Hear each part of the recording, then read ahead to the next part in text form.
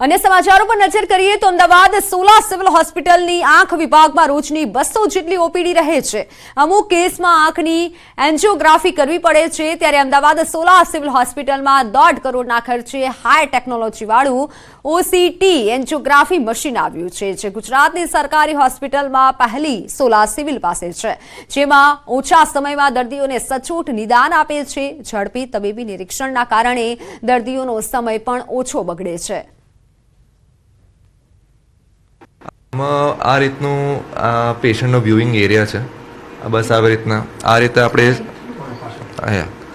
આપણે આનું ઢાંકણ કાઢી દેવાનું છે અને અંદર આ ચિન રેસ્ટ છે। એનો ચિન રેસ્ટની અંદર પેશન્ટને એનું અહીંયા દાઢી મૂકવાનું કહેવાનું હોય છે। અંદર લાઇટ દેખાતી હોય છે લાલ અને લીલી, અને બસ પેશન્ટને તમારે સમજાવતા રહેવાનું છે કે ક્યાં જોવાનું છે, કેટલી વાર જોવાનું છે, અને મશીન ખૂબ જ ઝડપથી કામ કરે છે। એટલે એવું નથી કે પેશન્ટના અડધી મિનિટ 2 મિનિટ 3 મિનિટ બેસી રહીને ફોટોઝ ના લે, એટલે મશીન પણ ફટાફટ ફોટોઝ લે છે। એટલે પેશન્ટની પણ કન્વિનિયન્સ અને જે ફટીક જે કહેવાય આવતું નથી, બધું વ્યવસ્થિત કામ થાય છે। બહાર અમદાવાદમાં મને જ્યાં સુધી ખ્યાલ છે 2 કે 3 લોકો જોડે જ આ મશીન છે। આ 1.5 કરોડનું મશીન છે, એટલે બધા જોડે છે નહીં।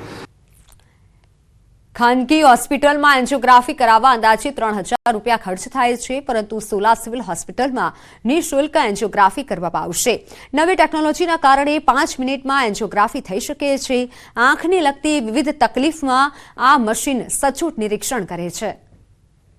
ભારત દેશની જે પરિસ્થિતિ છે એમાં બ્લડ પ્રેશર છે, ડાયાબિટીસ છે, ઉંમરવાળા જે રોગો છે એ બહુ વધી રહ્યા છે। તો ડાયાબિટીસવાળા પેશન્ટ્સમાં ખૂબ અગત્યનું છે। પછી ઉંમર જેમ વધતી જાય એમ એક પડદાનો ઘસારો આવે, એને કહેવાય ARMD, એજ રિલેટેડ મેક્યુલર ડિજનરેશન, એ પેશન્ટ્સ માટે કામનું છે। પછી પડદાની જે નસ હોય એ બંધ થતી હોય છે, રેટિનલ વેન ઓક્લુઝન એમાં થતું હોય છે। પછી પાછળ કોઈ પણ બીમારી હોય જ્યાં પડદાના બ્લડ વેસલમાં તમને જરાક પણ ક્વેરી લાગતી હોય તો એ કોઈ પણ બીમારીમાં તમે કરી શકો। યુવિઆઇટિસ જે પાછળના આંખના ભાગમાં સોજો આવતો હોય એમાં તમે કરી શકો। લોહીની નવી નવી નળી ફાટતી એમાં કરી શકો।